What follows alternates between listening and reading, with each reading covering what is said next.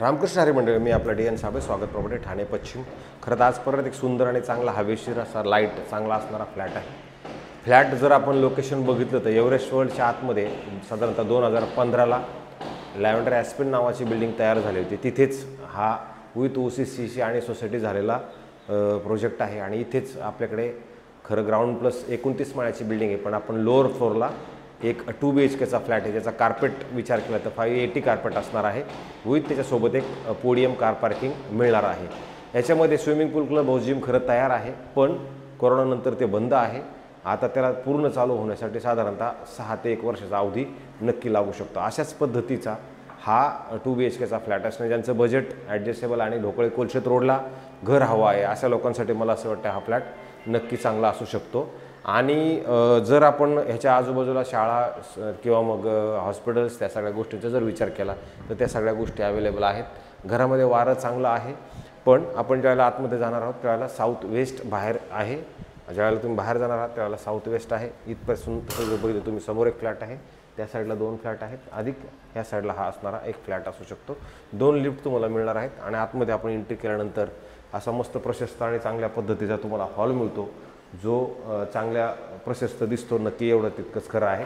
आणि जर आपण ह्या साईडला रिटर्न पाठीमागं जर आलो तर पाठीमागनं जर पुढं बघितलं तर इकडनं तुम्हाला मनोरमा नगर नावाचं जे एरिया आहे तो मनोरमा नगर, अधिक तुम्ही समोर जर बघितलं तर दोस्ती इम्पिरिया नावाचं कॉम्प्लेक्स तुम्हाला तुमच्या घरामधनं प्रॉपरली दिसतं।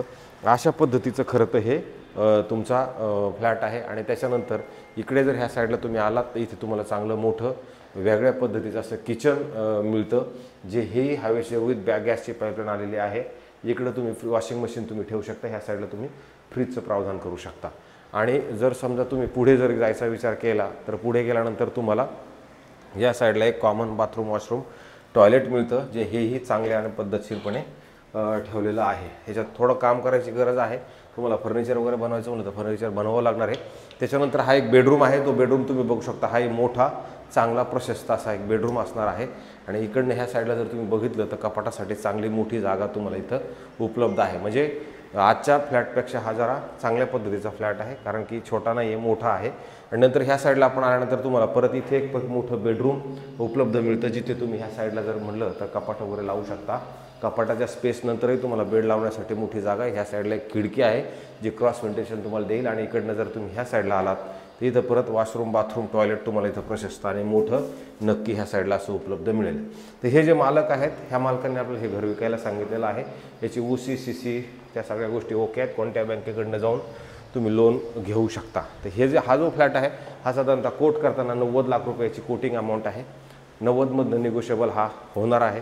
जर कोणाला हा फ्लॅट बघायचा असेल तर आपण हा फ्लॅट दाखवू। आपण काही कोणाला फोर्स करत नाही की फ्लॅट घ्याच म्हणून, दाखवणं हे माझं काम आहे, ते मी माझ्या तत्परतेनं पूर्ण करतोय। बाकी सगळं तुमच्या हातामध्ये आहे, बघायचं आहे नाही बघायचं तर तुम्ही ठरवा। पण आम्हाला कमेंट्समध्ये नक्की सांगा की आम्ही फ्लॅट दाखवतोय ते व्यवस्थित आहेत की नाही, किंवा काय तुम्हाला बोलायचं त्या कमेंट्समध्ये नक्की आम्हाला सांगत जा, मार्गदर्शन करत राहा। हीच मी सगळ्यांना अपेक्षा करतो। तुर्तास थांबतो। रामकृष्ण हरी।